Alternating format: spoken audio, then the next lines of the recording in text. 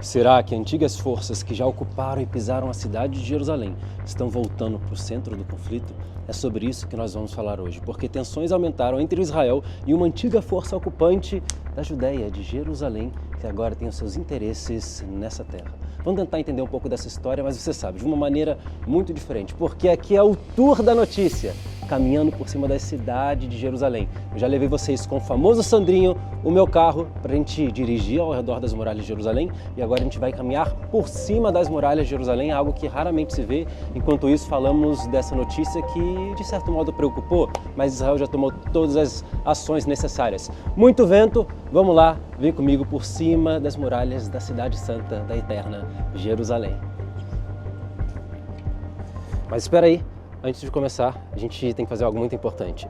Não esquece de se inscrever nesse canal, ativar o sininho das notificações, curtir o vídeo e compartilhar com seus amigos. Assim faremos uma grande comunidade e esse canal pode ser um pouco seu também, nessa jornada juntos descobrindo Israel com seu amigo na Terra Santa, Isaac Levi. Vamos lá de volta para o vídeo? Vamos descer aqui com muito cuidado, mas bom. O que aconteceu agora na Síria é que Israel fez uma série de ataques, T4 principalmente focados em lugares que poderiam ser utilizados pela força aérea turca. Israel não quer que eles consigam construir bases dentro da Síria. Porque, claro, muitos grupos paramilitares estão agindo nesse estado que não tem o menor tipo de accountability, que não tem o menor tipo de controle na fronteira de Israel. Israel quer ter liberdade de conseguir entrar na Síria e fazer, digamos, essa espécie de limpeza, uma limpeza militar. Mas, bom, esses ataques visaram principalmente bases aéreas, antigo armamento que existia dos sírios também, campos militares. E isso foi um recado, é claro, para Erdogan. E a visita que Netanyahu fez, a gente sabe, ao Trump nessa semana, ela também teve um dos grandes pontos, essa relação dos interesses turcos com o Oriente Médio, com principalmente a sua presença na Síria. Por que isso é importante? Porque nós pensávamos que só por dois motivos Netanyahu foi encontrar com Donald Trump. O primeiro motivo, simples, as taxações que Trump colocou sobre Israel. O segundo motivo, questões relacionadas ao Irã. Será que haverá um ataque contra os reatores nucleares iranianos? Mas hoje nós sabemos também que Netanyahu ele tinha apenas um objetivo. Queria impedir, ou pelo menos recomendar, que os Estados Unidos não vendesse o seu caça mais poderoso disponível para venda, que é o F-35, para as forças turcas. Israel quer continuar tendo soberania militar nos céus do Oriente Médio, não quer que essa concorrência com a Turquia, que tem interesses muitas vezes tão escusos e duvidosos, estejam aí no nosso mapa, né? Mas bom, essas são algumas atualizações para vocês, mas vejam que essa história não é antiga, porque para quem não sabe, por quase 400 anos, os turcos, eles tomaram conta de Jerusalém. Agora a gente chama isso de Turquia, mas no passado era o Império Turco-Otomano. O Império Turco-Otomano chegou aqui e por volta de 1532, 1537, alguns divergem na data, mas nós sabemos que pelo menos em 1541 eles finalizam a reconstrução das muralhas de Jerusalém. Tudo isso que nós estamos vendo foi construído pelos turcos otomanos. As muralhas de Jerusalém são como que uma coxa de retalhos da arqueologia. Bom, tem períodos bizantinos, tem períodos de Adriano do segundo século, tem períodos do primeiro século, temos algumas pequenas faixas do primeiro templo, quase que 1000 anos antes de Cristo. Então é uma grande mistura. Mas de fato, quando a gente caminha por grande parte dessas muralhas, hoje com 8 portões, um deles fechado, que é a Porta Dourada, e outros 7 portas abertas, nós estamos caminhando por uma muralha que é basicamente uma muralha turca otomana. Eu vou levar você com essa jornada comigo, mas veja que muito da própria construção, da história desse lugar, já tem a ver diretamente com a natureza do pensamento de um povo ocupante que não aceita o nosso direito de, como judeus, estarmos aqui nessa terra. Porque veja aqui, bom, primeiro, construído para a defesa, né? Então vocês veem aqui os mushliks, aqui descia o tacho de óleo fervente, cobras, escorpiões, serpentes, fezes, quando um exército inimigo tentava entrar pelas muralhas de Jerusalém. Eu costumo dizer que esse tacho de óleo fervente era a recepção calorosa na cidade de Jerusalém, dada aos inimigos, mas veja como que tem vários furinhos aqui, ó. E todos esses furos, é claro, são relacionados a marcas de tiro. Sim, Guerra de Independência de Israel em 1948, assim também como da Guerra dos 6 Dias. Mas o que é muito curioso é que abaixo dessas marcas de tiro nós temos como que um grande vão, uma grande abertura na muralha de Jerusalém que não faz o menor sentido. E a gente tem que se perguntar o porquê. Bom, foi aberto só para os carros passarem, nessa que é uma das únicas 4 ou 5 ruas que passam carros dentro da cidade velha de Jerusalém?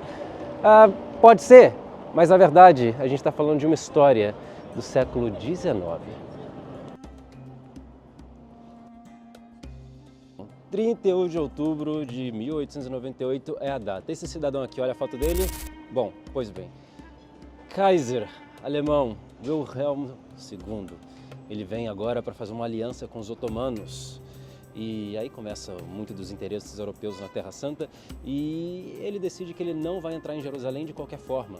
Porque veja, era por tradição de que se você vai entrar em Jerusalém, você entra a pé. O verdadeiro rei dessa cidade, bom, há 2.000 anos atrás, teria entrado montado num burrinho, depois ele desce desse burrinho e entra no Monte do Templo. E é ele o que é digno de entrar montado em alguma coisa. Mas os meros mortais entram a pé, descem do cavalo e entram a pé. O Wilhelm II, o Kaiser alemão, ele falou, nananina não, eu entro com a minha carruagem, eu entro com a minha comitiva, eu quero ser recebido como um grande rei. E aí, os otomanos, eles se prostram diante da vontade de Wilhelm II e eles abrem, fazem um buraco nas muralhas de Jerusalém e até hoje esse é um símbolo da submissão oriental aos interesses europeus no Oriente Médio. Todos utilizam esse exemplo. Ele rasga as muralhas de Jerusalém, o sultão, para que o Kaiser Wilhelm II consiga entrar pela cidade. E é por isso que hoje até a gente tem esse grande vão, que é por onde passam, né, também os carros que entram na cidade velha de Jerusalém.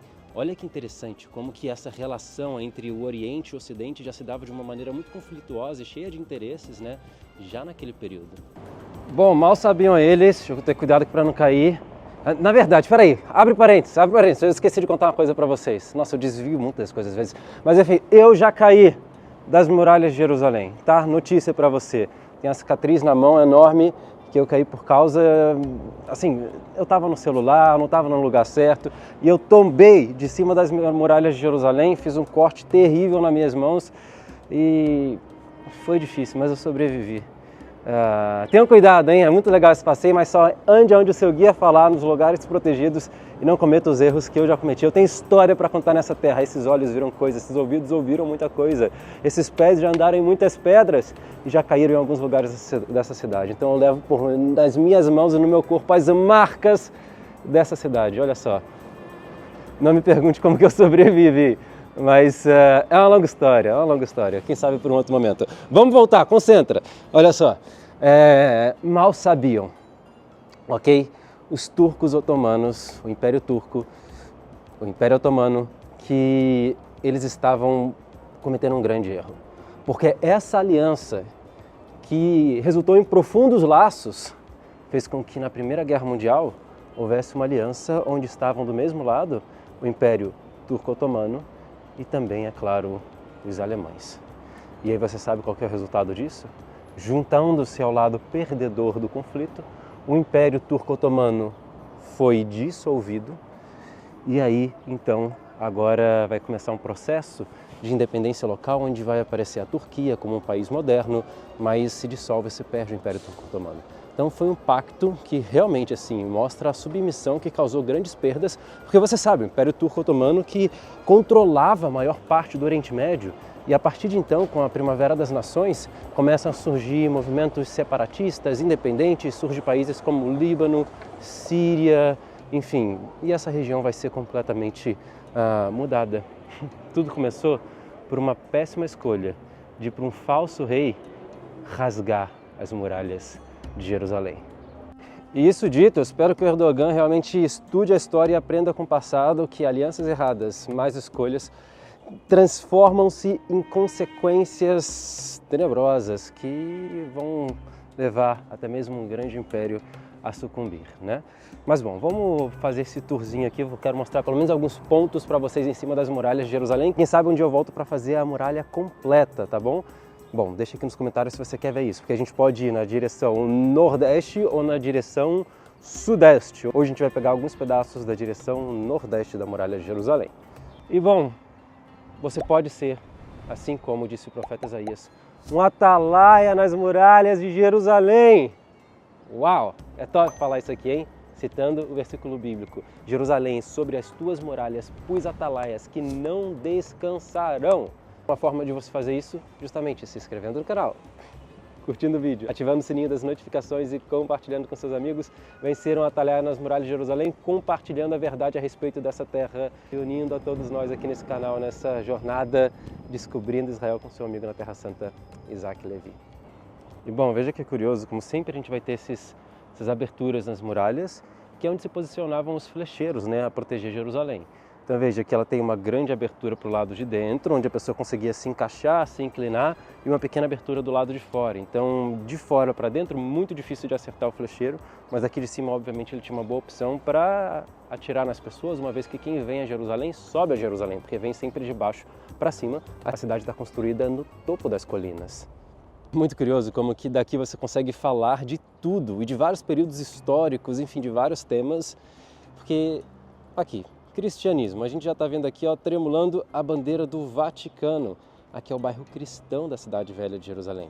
Veja que a cidade tem 4 grandes bairros: cristão, bairro muçulmano, bairro judeu e bairro armênio.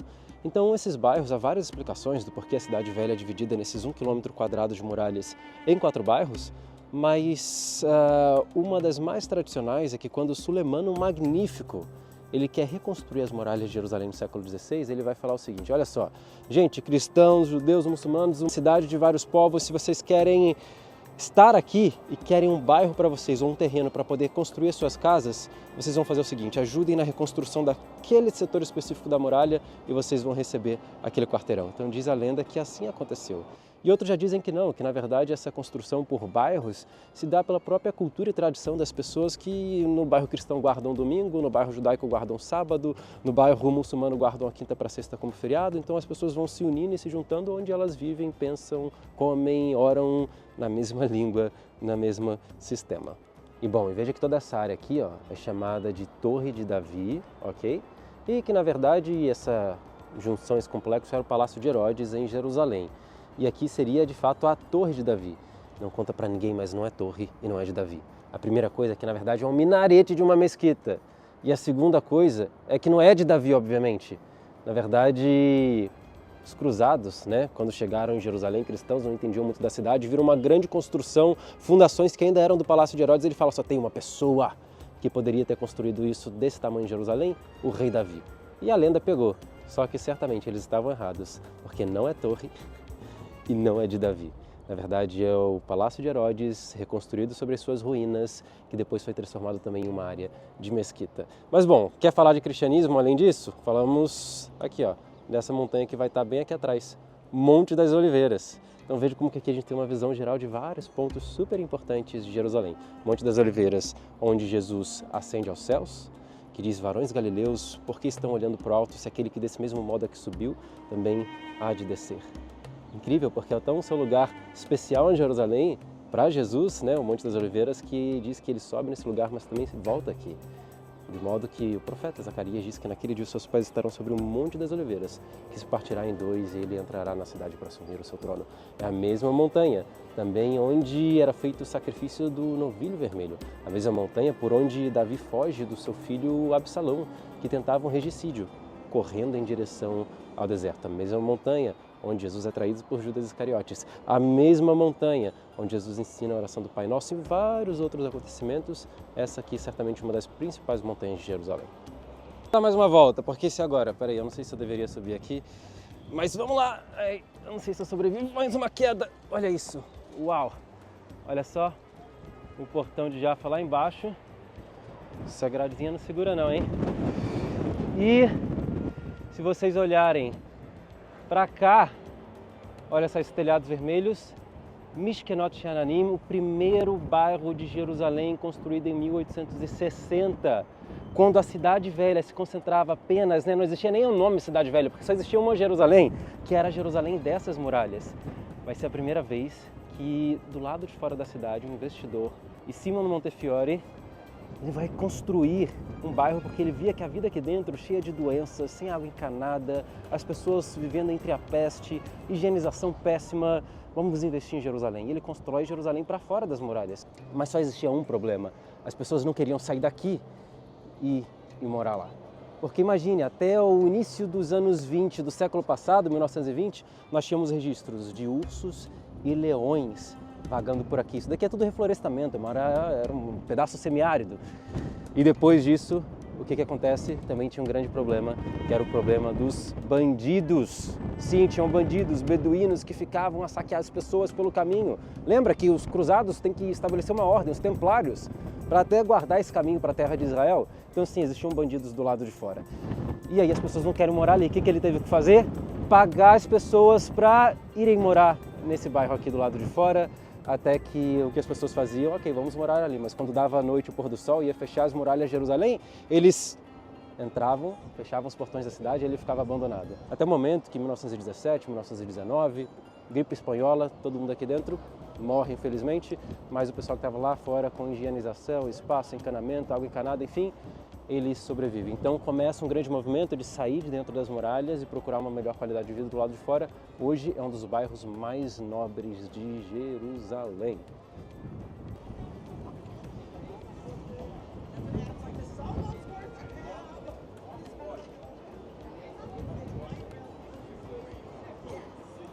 E olha só, se a gente olhar aqui, já é o Copacabana Palace de Jerusalém. É o hotel mais tradicional, o Hotel Rei Davi, né? Onde geralmente ficam as autoridades políticas, as pessoas famosas. O hotel mais tradicional, talvez não seja o melhor, há hotéis até mais caros, mas certamente ele é o hotel mais tradicional de Jerusalém e era a sede do Alto Comissariado Britânico. Os britânicos que aí, depois do fim da Primeira Guerra Mundial até 1948, eles estabeleceram o seu QG neste ambiente. O Hotel King David, Hotel Rei Davi.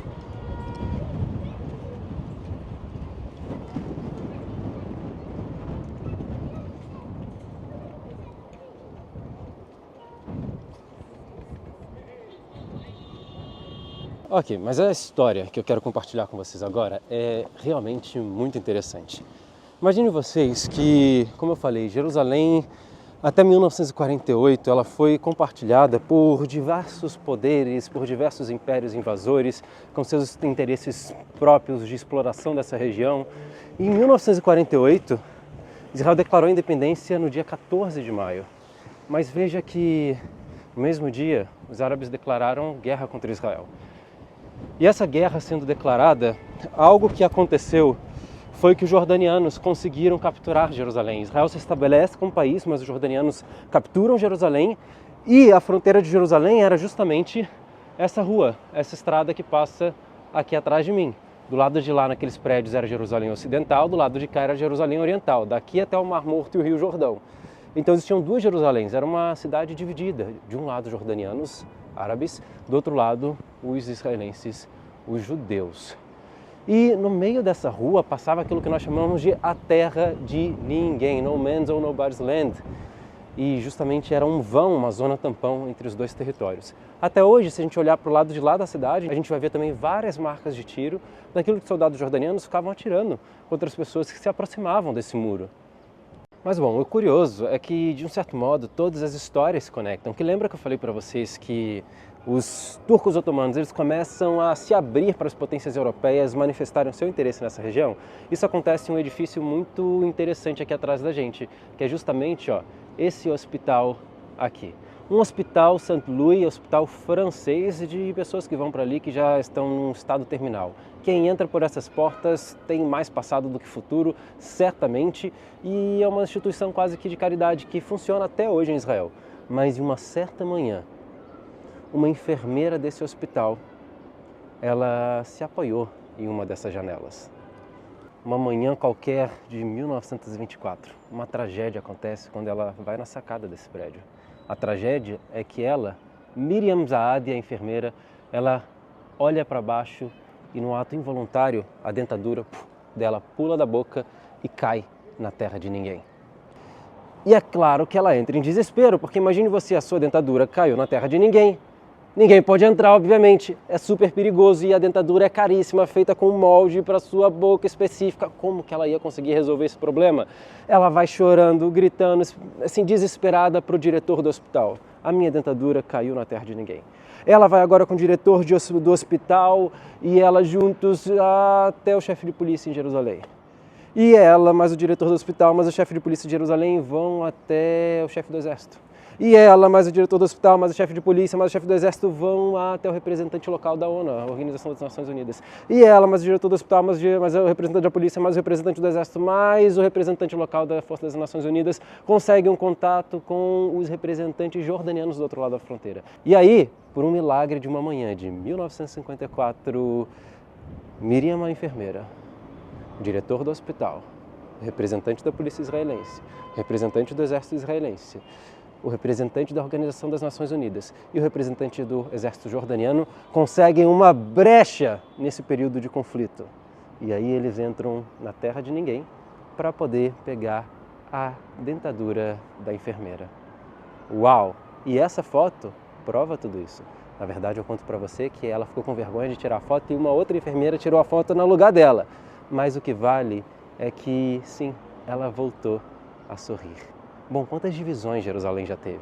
Quantos conflitos essa cidade vivenciou até que, de fato, em 1967, em junho, Israel conseguisse tornar Jerusalém novamente aquilo que nós chamamos de cidade eterna e indivisível. Capital do povo judeu, como a alma e o coração da terra de Israel, de fato.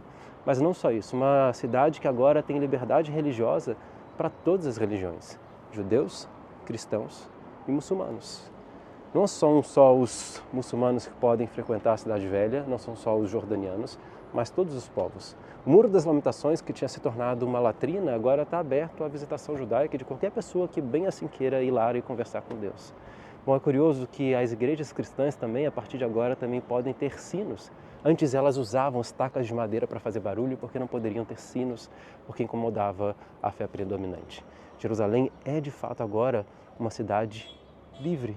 E todos os outros edifícios e religiões que eram subjugadas no período anterior de outros domínios, agora não assim são.